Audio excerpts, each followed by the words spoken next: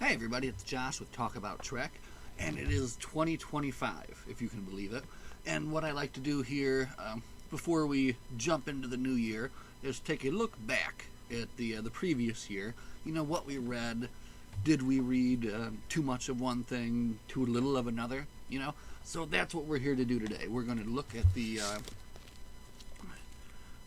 well-worn and beaten journal here, and first off, oh god, we are 136 pages into this and loving every minute of it. But again, before we get too far ahead of ourselves, let's take a look back at 2024. So, just for giggles, let's see.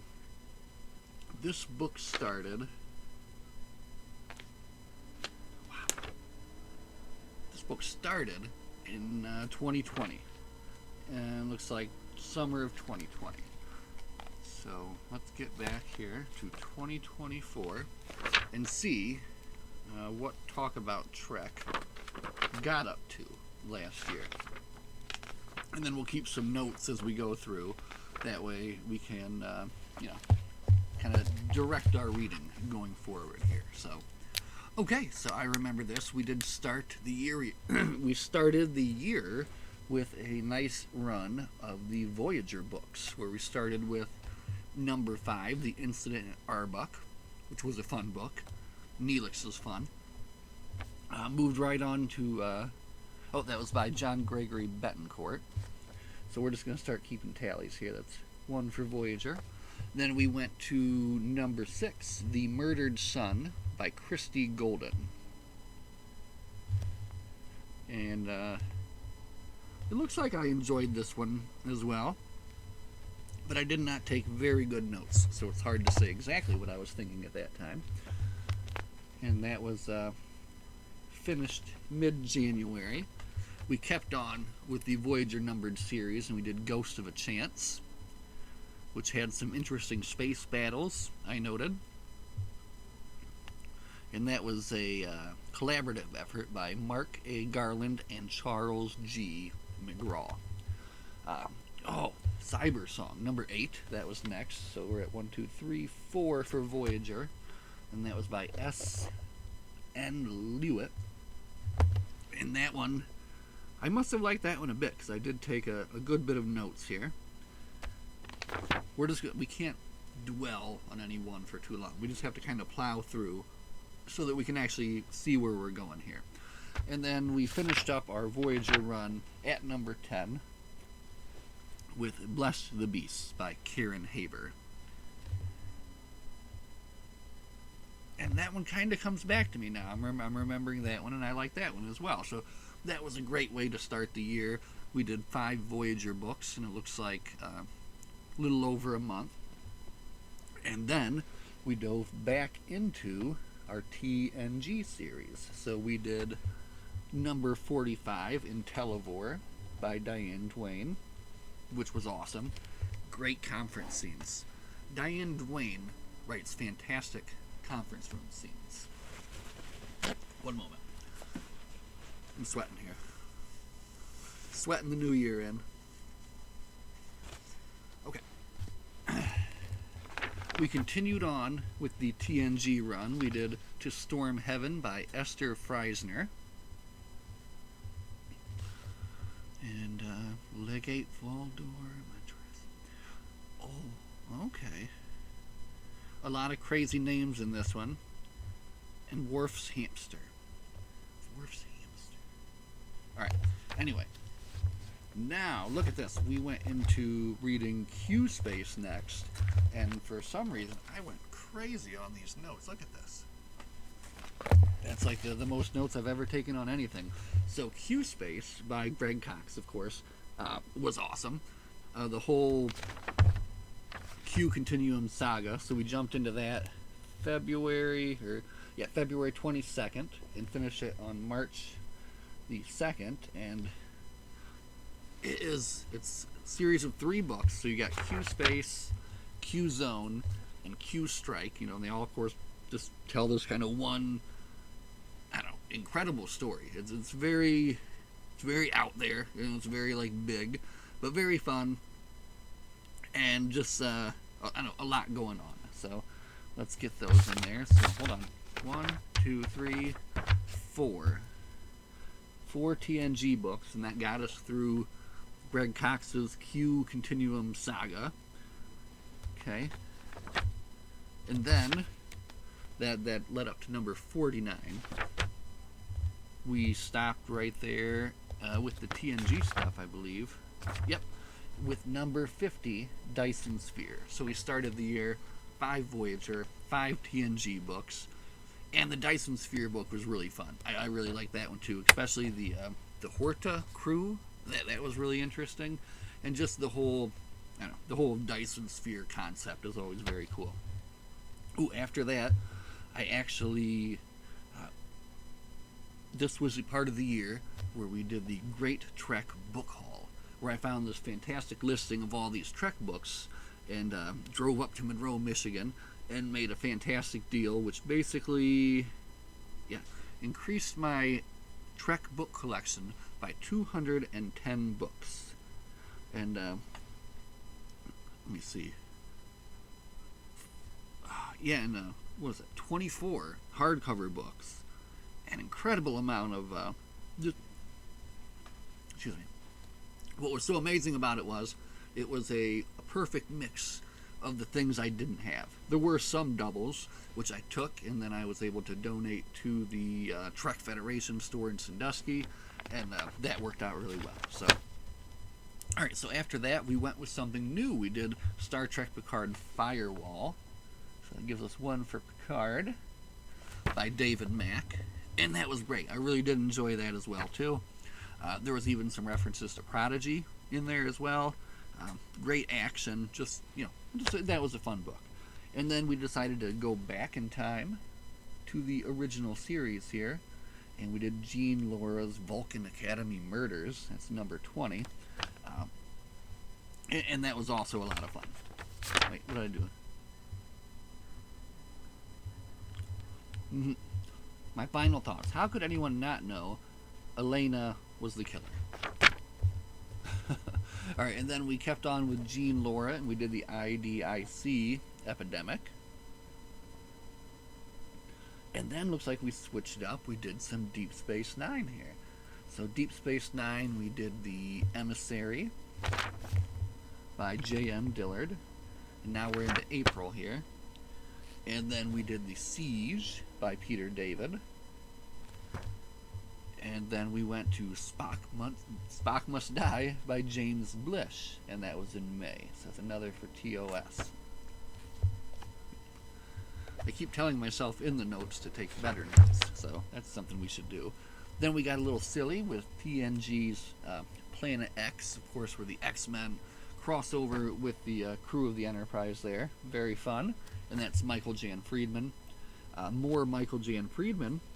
With TNG's Reunion. Man, that was that was also very good. I just keep saying the same thing, but that was the first hardcover book for TNG. I guess I liked the look back. I liked his Stargazer crew. That was very cool. So I had fun with that. And then we did Vendetta, also by this is the giant novel by Peter David. And Vendetta was interesting. It was, that was wild. So we got a mark here for Vendetta. All right.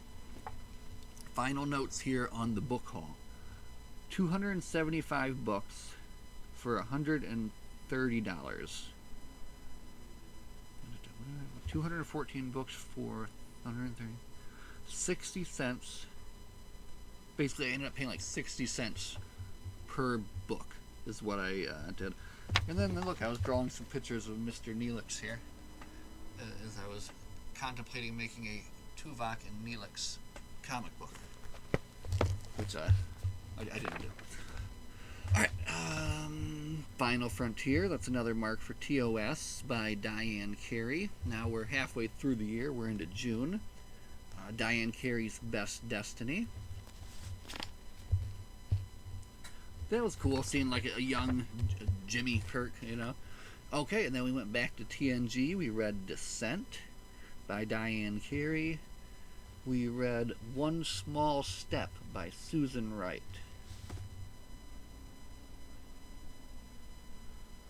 One Small Step by Susan Wright. Ah, yes, so this was the beginning of the Gateway Saga, which kind of went through each of the different, series and gave a different look at this situation when these Iconian gateways opened up. And then there's a species called the petrel. Anyway, it is a very fun series, and it gave me the introduction to the Captain Calhoun series as well, which was fun. So that's another mark for TOS. That was Susan Wright's One Small Step. Challenger by Diane Carey. The Challenger installment was called Chainmail. And that's a different beast altogether, so I got to write down Challenger. And that was cool too. I don't know, I didn't read anything further about that yet, and I certainly want to. Alright, then we're back to TNG with Robert Greenberger's Doors into Chaos.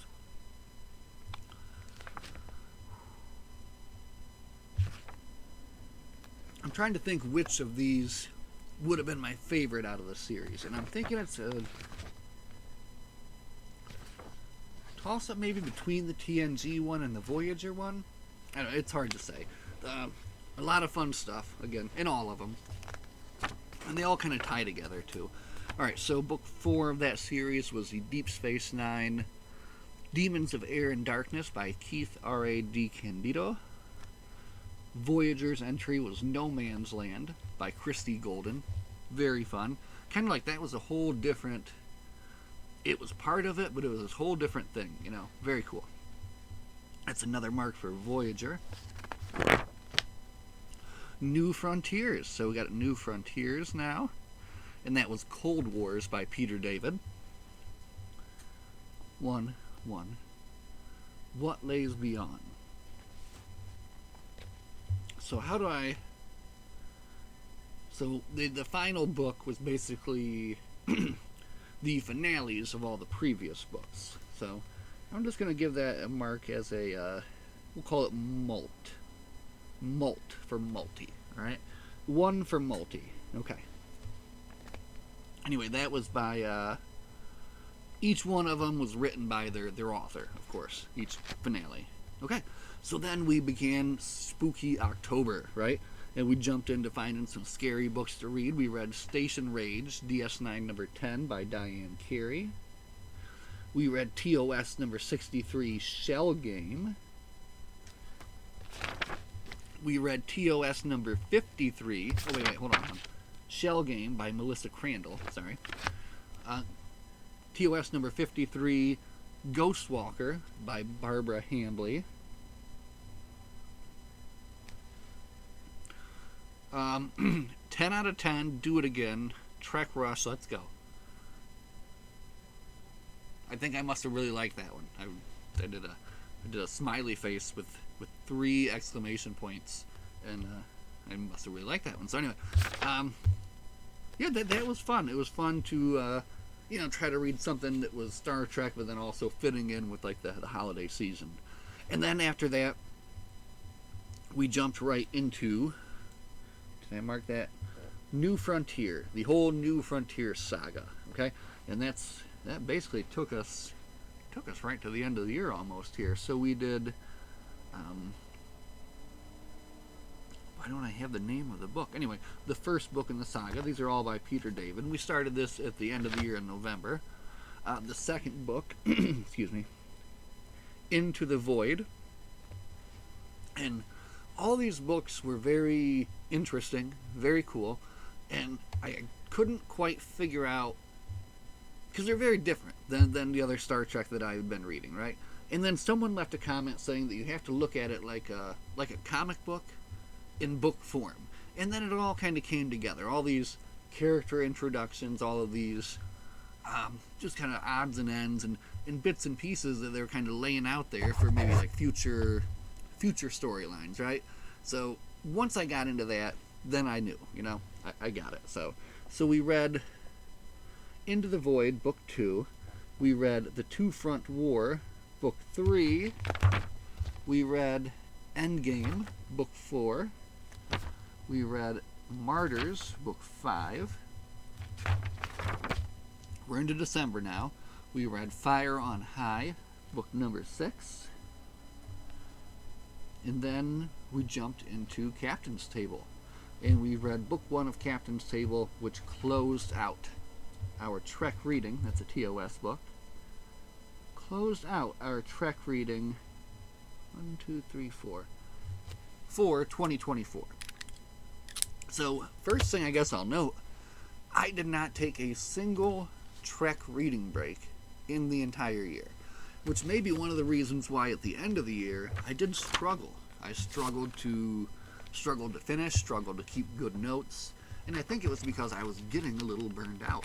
Now, in previous years, if I go back here, you can find times. There was a time when I was reading through The Dark Tower. It looks like in 2022 we read The Hobbit. But yeah, other than that, we have not been fitting in a lot of Trek breaks, which was something I think is important so that you kind of can come back refreshed, you know, and jump back into it. So we did start our Trek break with the Count of Monte Cristo, and already look at these notes. My gosh, look at these notes I'm taking. I'm loving it. I've read this book so many times. Reading it again just feels like, I don't know the best way to describe it. It's very comfortable. It's very cozy, and it's like a perfect time too. It's like cold outside. I can get a fire going. I can sit down. I can get into this, and it's just like, you know, kind of sitting down with an old friend. You know, it's great. So anyway, let's do a final tally here. Let's run the numbers here. Oh, look at my post-it notes too. These are great, right? While you were beaming down, how did we do this year? So we did a total of 6 Voyager novels. 6 plus 9 TNG novels, 1 Picard novel, 9 TOS novels, 4 Deep Space Nine novels, 7 New Frontiers novels, 1 Challenger, 1 multi, which is 15, 16, 25, 29, 36, 37, 38 for the year, which I think that's a little low. I think that's a little low for the year. So I'm going to compare that to previous years and see where we're at, but I want to say maybe we were up a little bit above 40 before. But anyway, 38 is a fine number. I mean, for Pete's sake, I read 38 books this year, and I had a great time reading and talking about each and every one of them on this channel, which is the whole point of what I'm doing here. So that was fun. And now I know this year we need to get more Deep Space Nine. All right, we definitely need to get more Deep Space Nine.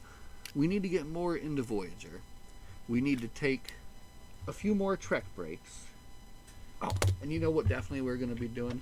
I decided even before we get into the Captain's Table, I want to read the new books, right? I want to read the new books while they're still new.